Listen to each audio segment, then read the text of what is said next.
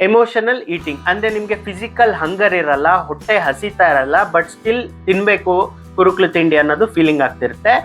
ನಮ್ ಕ್ಲೈಂಟು ಇದನ್ನ ಫೇಸ್ ಮಾಡ್ತಾ ಇದ್ರು. ಅದಕ್ಕೆ ಸೊಲ್ಯೂಷನ್ ಹೇಗ್ ಕೊಟ್ಟೆ ಅಂತ ಅಂದ್ರೆ, ಮೆಂಟಲ್ ಸ್ಟ್ರೆಸ್ ಇಂದ ಇದು ಆಗುತ್ತೆ, ಜಾಬ್ ಸ್ಟ್ರೆಸ್ ಇಂದ ಆ ಒಂದು ರಿಲ್ಯಾಕ್ಸೇಷನ್ಗೋಸ್ಕರ ಕುರುಕ್ಲು ತಿಂಡಿ ತಿನ್ಬೇಕು ಅಂತ ಅನ್ಸಕ್ ಶುರು ಆಗುತ್ತೆ. ಅದಕ್ಕೆ ಸೊಲ್ಯೂಷನ್ ಏನಂದ್ರೆ, ಎಸ್ಪೆಷಲಿ ನೀವು ಬಿಸ್ನೆಸ್ ಆಗಿದ್ರೆ ನಿಮ್ ಕಂಟ್ರೋಲಲ್ಲೇ ಇರುತ್ತೆ ಎಷ್ಟು ಕೆಲಸ ತಗೋಬೇಕು ಅಂತ, ಅಷ್ಟು ಮಾತ್ರ ತಗೊಳ್ಳಿ. ಅನ್ನೆಸೆಸರಿ ಕೆಲಸ ತಗೊಂಡು ಜಾಸ್ತಿ ದುಡ್ಡನ್ನ ಅರ್ನ್ ಮಾಡಿ ನಾಳೆ ದುಡ್ಡೆಲ್ಲ ಹಾಸ್ಪಿಟಲ್ ಬಿಲ್ ಕಟ್ಟ ಹಾಗೆ ಮಾಡ್ಕೊಳಕ್ ಹೋಗ್ಬಿಡಿ.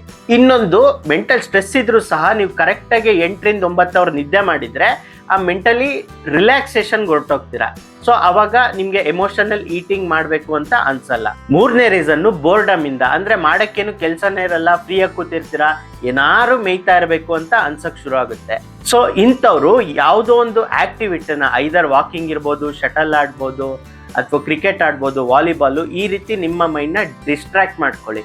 ಅಥವಾ ಕೆಲಸನೇ ಸ್ವಲ್ಪ ಜಾಸ್ತಿ ಮಾಡ್ಕೊಬೋದು. ನಾನು ಕೆಲವು ಟೈಮ್ ಕೆಲಸದಲ್ಲಿ ಇನ್ವಾಲ್ವ್ ಆದಾಗ ಟೈಮಿಗೆ ಸರಿಯಾಗಿ ಊಟನೇ ಮಾಡೋಕ್ಕಾಗಲ್ಲ, ಊಟ ಮಾಡೋದೇ ಮರ್ತೋಗಿರ್ತೀನಿ, ಕೆಲಸ ಮುಗಿಯೋಷ್ಟೊತ್ತಿಗೆ ಸಂಜೆ ರಾತ್ರಿ ಆಗೋಗಿರುತ್ತೆ. ಸೊ ಈ ರೀತಿ ಊಟ ಸ್ಕಿಪ್ ಮಾಡಿ ಅಂತ ಹೇಳ್ತಿಲ್ಲ, ನಿಮ್ಮನ್ನ ನೀವು ಯಾವ್ದಾದ್ರು ಒಂದು ಆಕ್ಟಿವಿಟಿನಲ್ಲಿ ತೊಡಗಿಸ್ಕೊಳ್ಳಿ. ಐಡೆಲ್ಲ ಟಿವಿ ಮುಂದೆ, ಇನ್ಸ್ಟಾಗ್ರಾಮ್ ಮುಂದೆ ಕೂತ್ಕೊಳ್ಳೋಕೆ ಹೋಗ್ಬೇಡಿ.